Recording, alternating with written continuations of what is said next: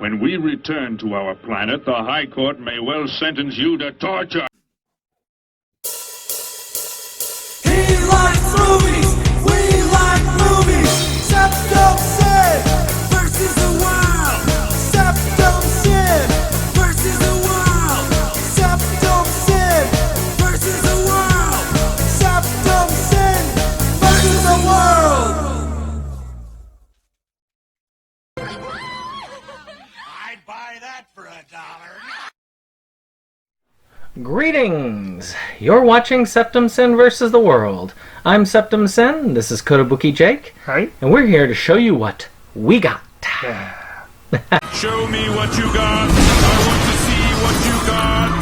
Oh boy. In case, we got a bunch of stuff here for us this week, and I'm going to start us off. I've got some anime, and then I've got a lot of stuff that was sent by one director, so it'll be kind of cool. Cool. And even some news about some stuff upcoming. Cool. So the first is going to be Fist of the North Star, the TV series. Oh, wow. I love these discotheque releases. I mean, How many Look at this. episodes is that? 152 episodes in this little itty bitty package. It does worry me a bit, But but the quality possibly, yeah, but I mean, still, I need to dig into one of these and really do it. Fist of the North Star is a necessity. isn't he the dude that blows people's heads up? Yes. Ah, good times. So I will have to see this. It's on my radar. Ah, so speaking of putative classics from back in the day, I have one Blu-ray presented this week. I honestly could not swear to it I don't have this movie, but I don't think I have this movie, and I know I don't have it on Blu-ray. As I have stated before, we got a crap ton of stuff right now at the library, along with a buy one get one sale. So I've got a lot of stuff still to show, and I've got some fun stuff today.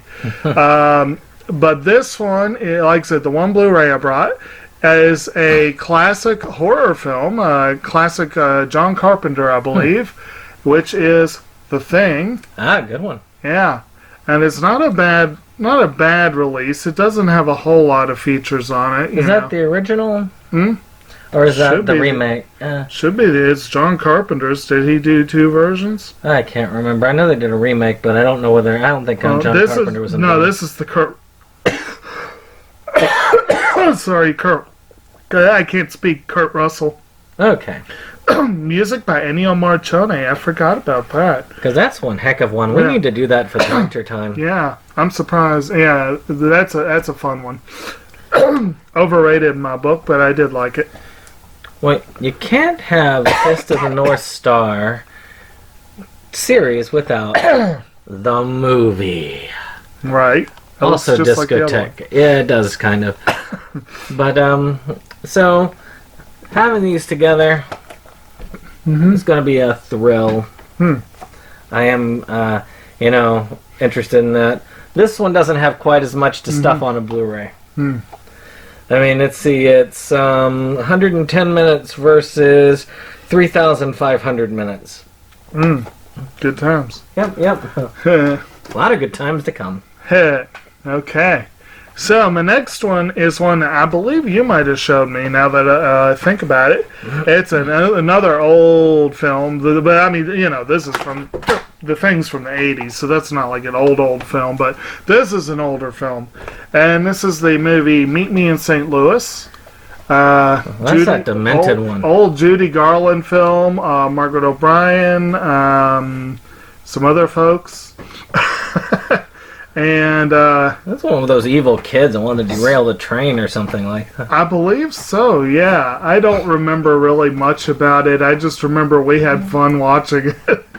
And that's the Have Yourself a Merry Little Christmas. Right. It's very creepy the way she presents it in there. Right. But that is considered a classic, and it's nice to have it added to the collection. I have a good version, too. Actually, it says, a trolley full of joyful delights. When did that... I had to compare that with my release sometime in the future. So, this next one, I helped crowdfund the newest film by Dakota Ray, and I've been trying to watch all of his films. So he decided to hook me up, and now I've got the complete discography. Nice. Not discography. What do you know what I mean? Movieography. What, Filmography? Oh, yeah, that thing. There yes. we go. So we're going to pretty much be the rest of mine with that. So the first one here is American Scumbags. Oh, lovely.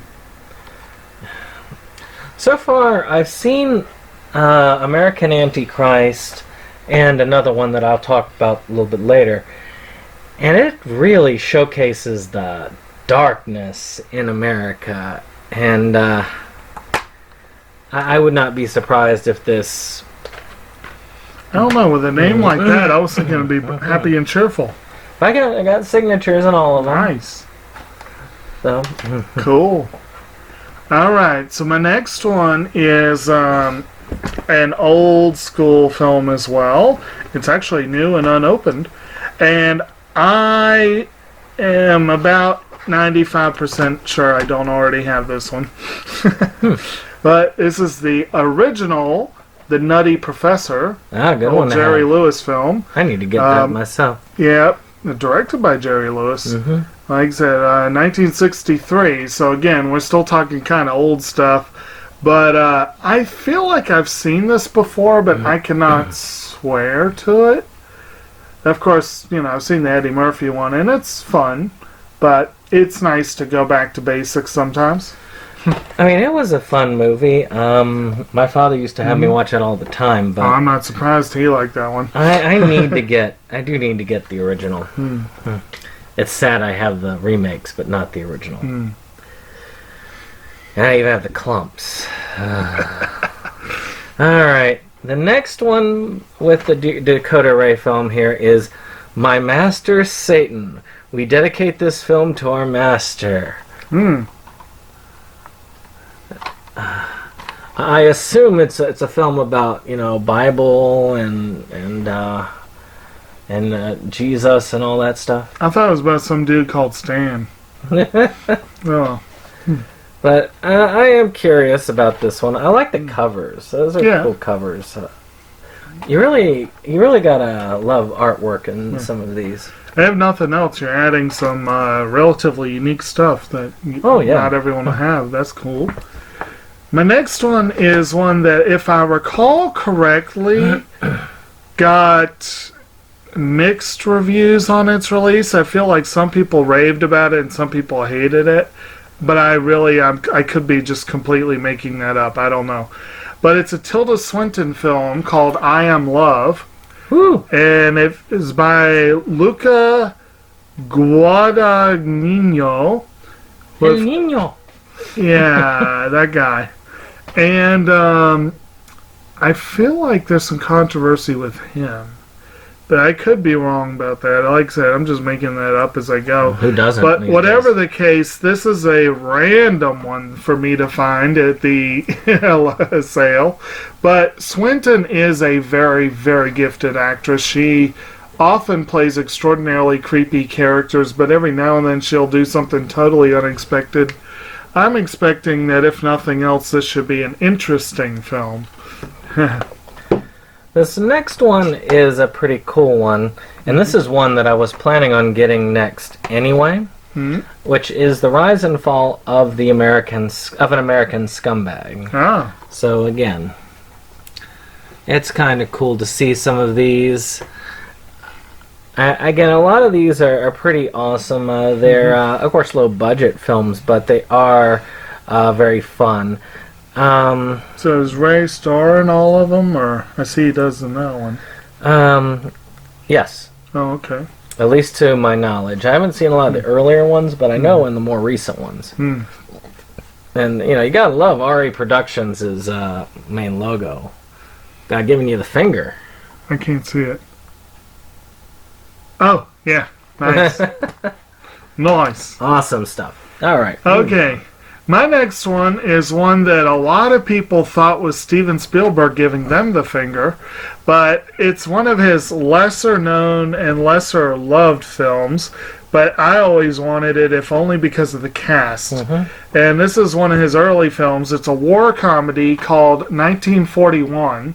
Oh, It yeah. stars John Belushi, Dan Aykroyd, Ned Beatty, Lauren Gary, Murray Hamilton, Christopher Lee, Toshiro Mifune, Warren Oates, Robert Stack, Treat Williams. I mean, come on, with That that is one heck cast. of a cast, yeah. That is one hell of a cast. And like I said, directed by Spielberg, music by John Williams, story by Robert Zemeckis, Bob Gale, and John Milius. Screenplay by Robert Zemeckis and Bob Gale. So you've got a pedigree there, no doubt about it. It's just, for whatever reason, I guess people, the idea of a screwball comedy in World War II that was not MASH or Catch-22, I guess was too much for people. Yeah. I don't know. I loved MASH. I loved the book Catch-22. The movie was tolerable, so I should find this at least decent. And again, with that cast, I got, and essentially paying 50 cents, Yeah. what the hell? That's worth just the time, really. Oh, yeah. All right. This one is his short films. Mm-hmm. So, I mean, it's kind of a cool cover. Again, a lot of cool art with the cover. Mm-hmm. Let me see if I can... the 3 short films. I Spread Hate Like Herpes. Satan's Coming for You. And Scumbags, A Day in the Life of a Drug Dealer. I mean, again, this is really speaking to society as a whole. I will be very curious as to these. I'm going to have to do like a Dakota Ray type film festival or something. I mean, I've got the whole... So you're going to be watching these at work, I'm sure. I'm not sure these are safe for work. I mean, I watched one in my home, and I'm not sure it was safe for home. So my next one, which is also new and unopened, I believe I do not yet have. It's so sad that I'm really having trouble now keeping track. One day it'll change. But anyway, this is a film that inexplicably my middle brother, who is hard to read sometimes, loves this film even today. I don't know why. This is one we used to love when we were kids, and we were big fans of Martin Short, and he's amusing. But this is a film called Captain Ron. Ah, yeah. I love Captain Ron. It's a fun one. And of course, again, Martin Short, Kurt Russell once again. Well, I didn't realize I had 2 Kurt Russell films. That's kind of cool. Mary Kay Place. When did this come out again? I feel like it was right around the start of the 90s, right? Something like that. Well, it definitely has that vibe. Right. So, I seem to remember this being a fun film. I need to You know. rewatch that. Right before Right. going on the cruise again in 2020, I need to watch Captain Ron. Right. That could be fun. There. Yeah. But yeah, like I said, I love it when I get the unopened ones. That's like, wow. Well, I'm going to say I saved the best for last, and this is his most recent film, The Dark Days of Demetrius. That was one heck of a cover there. I really enjoyed this one. I did get to watch that, and I have a review up coming up for Thursday of this week. I actually really did like it, so it's a positive review. When I'm with a director like this, where you've got very iffy material, there is the possibility that you're not gonna like what you see. Like, say, Mr. Jingles, which is one of my least favorite films. But I really, really liked it. I thought I would go ahead and give American Antichrist a try because it looked interesting. And I really liked it. I mean, there's something about just that darkness and a lot of the reality behind it and the way it speaks to nature. And these films really do a good job about that. I mean, if you haven't checked them out, you should. Just be careful when you watch it. Like I say, don't watch it at work. These are not kids' films. Well, some kids maybe. And there's definitely full frontal nudity in this one. And for kids. yeah, exactly, for kids. So, still, if you haven't and you like a good art piece type film that has that has statements on the darkness of society, you should check out Dakota Ray and The Dark Days of Demetrius. Okay. But check out the review later in the week. All right. And my last one is going to be, what is it going to be? Oh, yeah. This one is one I have not seen, but I've heard a lot about. But this was one that, again, just like I was astonished that I had the opportunity to pick it up when and how I did. And if I recall correctly, I think it's an Oscar nominee or an Oscar-winning film. This is a documentary called Kon-Tiki, which won the Oscar for Best Documentary in... When did it win? It won a while back. 1951. So another old film. But like I said, an Oscar-winning documentary from the 50s. That's definitely something that I kind of needed. They recently made a film based roughly on this that was, I think, up for foreign language feature. And I've been meaning to watch it, just haven't gotten around to it. Maybe watching this might give me the excuse to finally do that. But again, anytime I see a good documentary or a well-known documentary, and I have an opportunity to pick it up real cheap, I'll be happy to do that. I am definitely looking forward to finally giving this one a go, and the remake, finally giving that a go. But yeah. Go. Well, before we leave all this behind, I do want to remind you all, if you haven't checked out the Rebel Gaming Club, you should. I have a review that's going to be on one of their more recent episodes. It's coming up not this week, but next week. So if you like to see some of our stuff outside of our normal stuff, you should check out the Rebel Gaming Club. And even if you don't, you should still check them out. And of course, this week we are covering Dawn of the Dead in Inside Movies Galore. Right. And I'll be there if I can make the video file work. Yeah, same here. Well, we'll see you on the next one. Bye.